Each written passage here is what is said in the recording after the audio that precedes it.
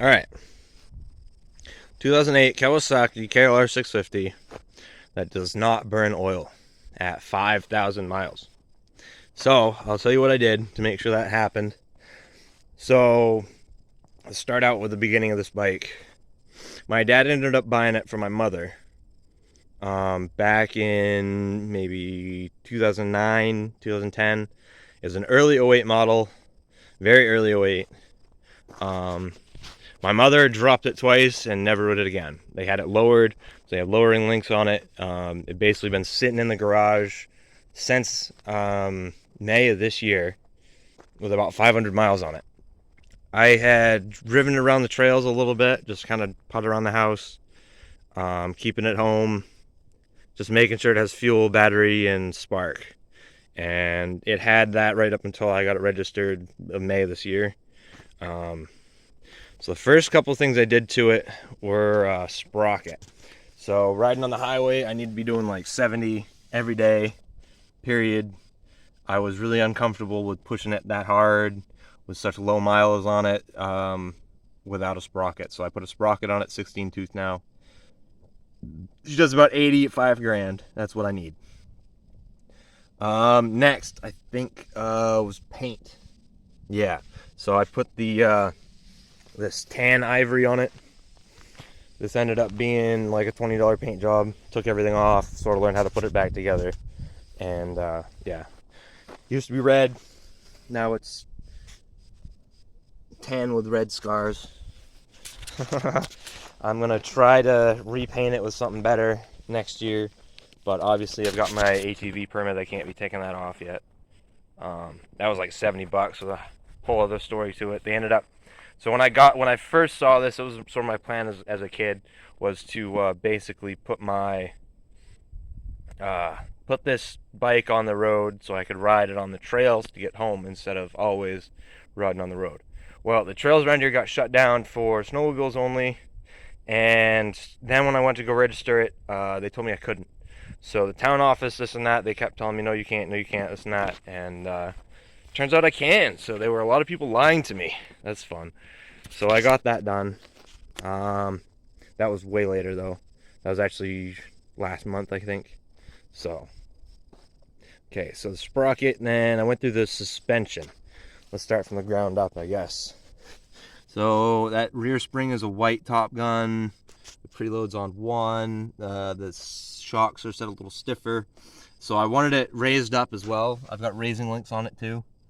After those lowering links, I tried them. I ended up skidding toe a few times. So I went through as much of this suspension as I could to just raise it up and get it off the ground, so I wasn't fucking scraping toe every time I took a corner. Another part is I have big feet, so I swapped out the gear shift lever. You know, the whole 9 yards of, you know, make this thing ride a little higher without making it too stiff.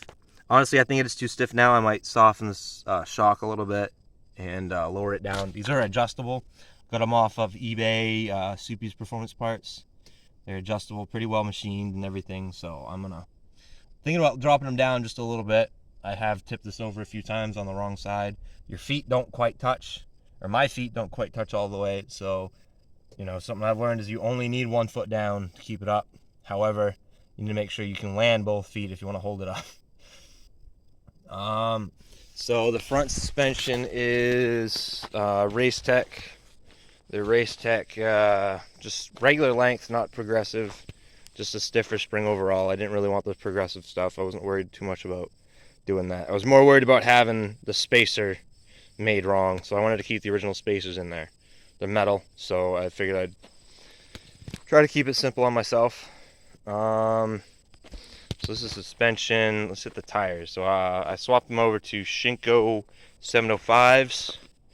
These were what looked like to me so far the best price for mileage. Shinko 705 front and rear. I put them on myself, and I swapped out the chain when I did them myself, so I'd have a master link. So now I have a master link if I want to swap the chain out, or if I break the chain, I have some master links in my bag, and then at the same time I have a master link I can swap out to swap the tires with. See, at the lights, I guess I swapped out the blinkers. Those ended up rotting out on me, the fucking original rubber ones. So I got the 3D cycle parts adapter and some aftermarket ones. Just a little mini bulb.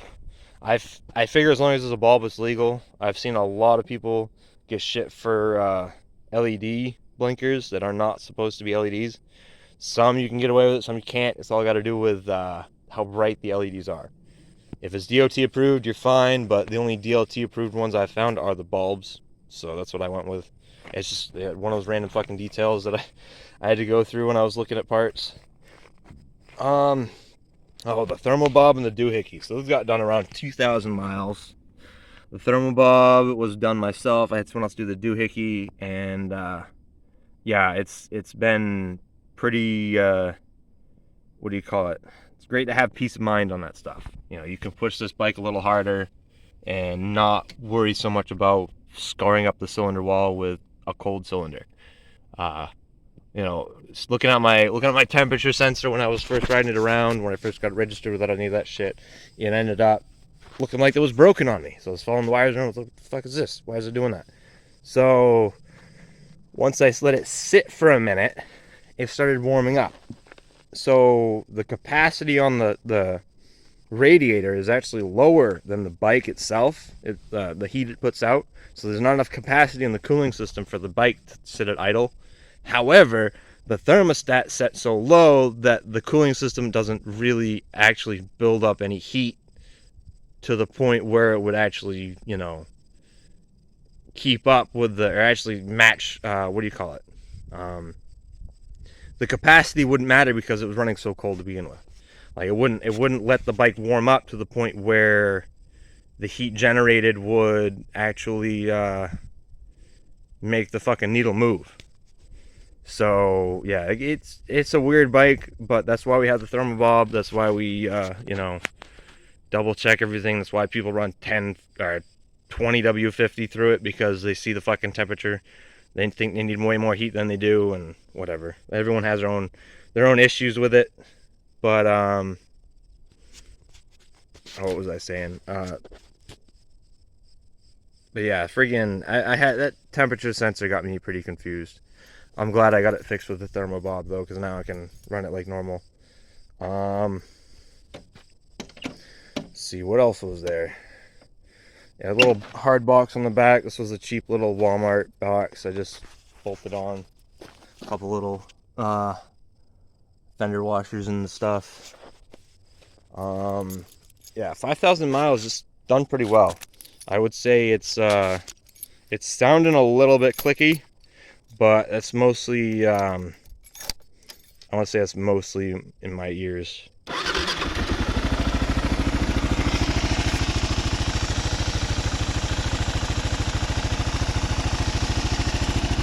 I can kind of put it down here. It smells like it's running rich. I don't have my choke on. Yeah, it smells like it's running really rich. It's kind of weird.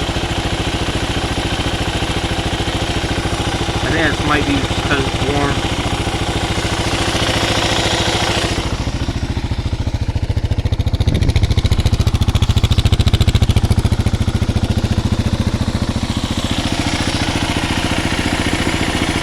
Of course, nothing's moving, but you can hear it. So, and just to prove she's not burning oil, this oil was changed at 4,200 miles. And I'm at 5,300, so it's 1,000 miles on this oil. Oh yeah, it's not coming off. There it is.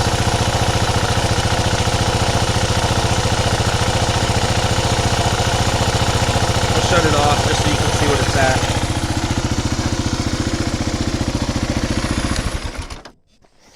I'll pull it back over. Ugh.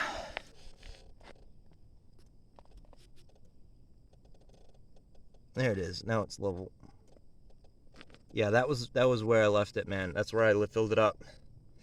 That hasn't moved a bit. So again, people say that the Thermobob fixes your oil burn. That's not true. So if your KLR is already burning oil, it will not fix it. If you have damaged the cylinder wall and the cylinder rings, whatever the fuck you damaged when you were running that hard at that cold of a temperature, it is damaged. You cannot fix that. Okay, so maybe you can reduce it, but that's got to do, the Thermobob has to do with preventing that damage in the first place, which is why I did it at 2,000 miles and why I didn't push it hard before then. Same thing with the Doohickey. It's fine if you don't push it, but if you're pushing it, you're fucked. So yeah, it's something to remember if anyone actually does start thinking about, oh, I might want to grab that Thermobob now that my KLR is burning oil. Now it doesn't work that way. You've already fucked it. So what I do recommend if someone's running into that is not get a Thermobob, get a 651, a 665, a 681, whatever the fuck. Get a big bore kit for it. Make sure you do it right.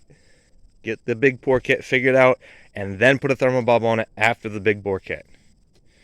There's no point in putting the Thermobob on one that burns oil unless it's burning insignificant amount, in which case the Thermobob probably won't prevent that. So, yeah, and I think the only other detail I missed were the mirrors. That covers most of what I wanted to share. These mirrors, I think, are the 3D Cycle Parts said they were the new style KLR mirrors, but I looked at the new 2022 KLR and they don't have these mirrors. I think these are Ninja mirrors, but they work. So I'm happy with them. They look cool. All right. Get you a quick front profile on it.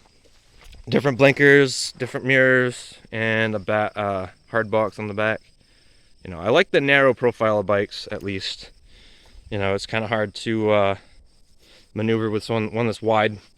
So I tend to avoid bags and stuff like that. I still have some if I need them, but I haven't needed that much storage space yet. So, but yeah, I'm happy with it. It's an overgrown dirt bike, and it definitely keeps up on the highway. Yeah, it's something I definitely wish it had a little more power. I was thinking about what would happen if you've got a custom tank and swap this engine out for a fucking inline 4, right? It'd be a little ridiculous, but a 600cc inline 4 would rip on this thing, I think. I would much rather see like a liter in it, but again, it's a 650. It's an overgrown dirt bike. You know, you can't expect too much out of it. But just the idea that you could fit a bigger engine or a faster engine in one of these things, it's too tempting to me. I really want to buy an old clapped out 08 or even an older one, just to see if I can stuff a little engine into it, stuff a little inline 4 into it or something. It's sort of it's a dumb idea because you ruin the whole idea that it has low end torque, and yeah, I don't see it being very efficient either. However, like I said, the idea is just too tempting to have one that's powerful enough to keep up with everything else.